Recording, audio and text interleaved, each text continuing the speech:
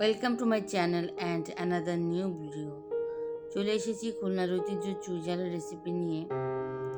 একটা চুলায় একটা হাঁড়ি বসিয়েছি, দিয়ে দিয়েছি পেঁয়াজটাকে হালকা ভেজেছি, হলুদের গুঁড়া, ধনিয়ার গুঁড়া দিয়ে দিলাম, একটু মরিচের গুঁড়াটা একটু বেশি হবে কারণ যেহেতু চুই ঝালটা তো মাস্ট। আদা রসুন পরিমাণটা একটু বেশি হবে, হিউজ হবে, হিউজ পরিমাণ আদা রসুনটা হবে, কারণ খুবই সুন্দর আদা রসুনের পরিমাণটা বেশি, একটু মাখো মাখো হয়। দিয়ে দিলাম টেস্টিং সল্ট, দিয়ে দিলাম গোটা মশলা। এখন এটাকে বেশ ভালোভাবে কষিয়ে নিব সামান্য পানি দিয়ে। ঢাকনাটা ঢেকে দিলাম, কষানো হয়ে গেছে। এখন দিয়ে দিলাম হচ্ছে গিয়ে তেজপাতা। তখন তেজপাতাটা দেওয়া হয়নি, তেজপাতাটা দিয়ে ভালোভাবে কষিয়ে নিব। পেঁয়াজটাকে খুব একটা ভাজিনি, হালকা ভেজেছি, বেশ ভালোভাবে কষিয়ে নিব। অনেকটা সময় ধৈর্য ধরে কষিয়েছি। আবারও ঢাকনা দিয়ে ঢেকে দিলাম, সামান্য পানি দিয়ে কষিয়ে নিয়েছি। এখন এই পর্যায়ে দিয়ে দিলাম ঘরে তৈরি করা গরম মশলার গুঁড়া 2 টেবিল চামচের মতো। এখন মশলাটাকে মিশিয়ে দিয়ে দিলাম ধুয়ে পানি ঝরিয়ে রাখা গরুর গোস্ত। এখন সম্পূর্ণটা দিয়ে দিয়েছি। এখন এটাকে ভালোভাবে মিক্সড করব সকল মশলার সঙ্গে। একটা সময় নিয়ে ভালোভাবে মিক্স করব সকল মশলার সঙ্গে।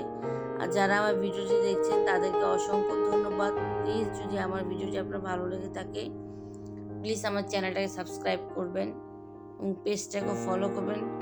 অবশ্যই লাইক কমেন্ট কিছু হলেও একটু কমেন্ট সেকশনে লিখে দেবেন। আপনার একটি সাপোর্ট আমাকে অনেক দূর এগিয়ে নিয়ে যেতে সাহায্য করবে। তরকারিটা কষিয়ে গেছে, কষাচ্ছি এবং অনেকটা পানি উঠে গেছে। এখন দিয়ে দিয়েছি গোটা কাঁচামরিচ।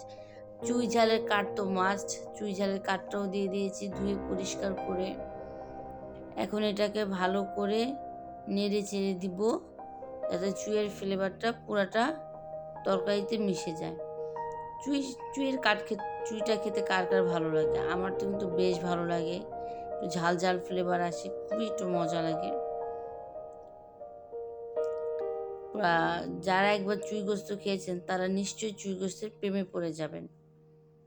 এখন আমিও ঢাকনাটা ঢেকে দিয়েছি। এখন কড়াই বসিয়ে নিয়েছি, পেঁয়াজ ভেজছি, এটা গোসে দিয়ে দিব।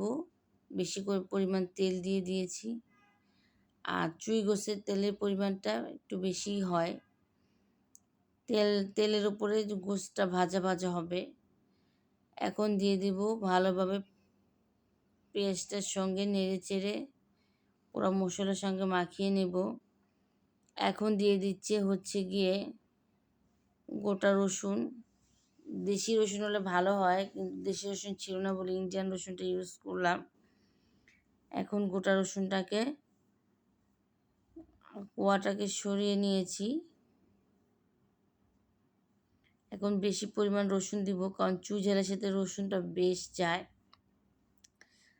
আর আমার কিন্তু রসুন খেতে খুবই ভালো লাগে, বিশেষ করে গরুর গোস্তের সাথে রসুনটা।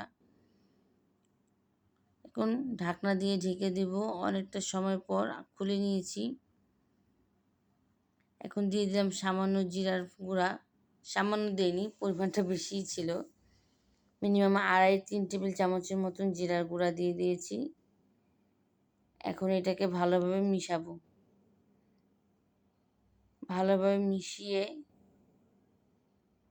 আবারও ঢাকনা দিয়ে ঢেকে দিব একটু কালারটা চেঞ্জ হয়ে আসার জন্য। যারা সময় নিয়ে ভিডিও দেখছেন তাদেরকে অসংখ্য ধন্যবাদ। আর যারা এখনও চুই গোস্ত খাননি তারা মাস্ট ট্রাই করবেন চুই গোস্তটা খাওয়ার। চুই ঝালটা খুবই মজার একটা গোস্ত। এটা একবার যে খাবে সে বারবার খাওয়ার ক্র্যাভিং হবে, আই মাস্ট সে।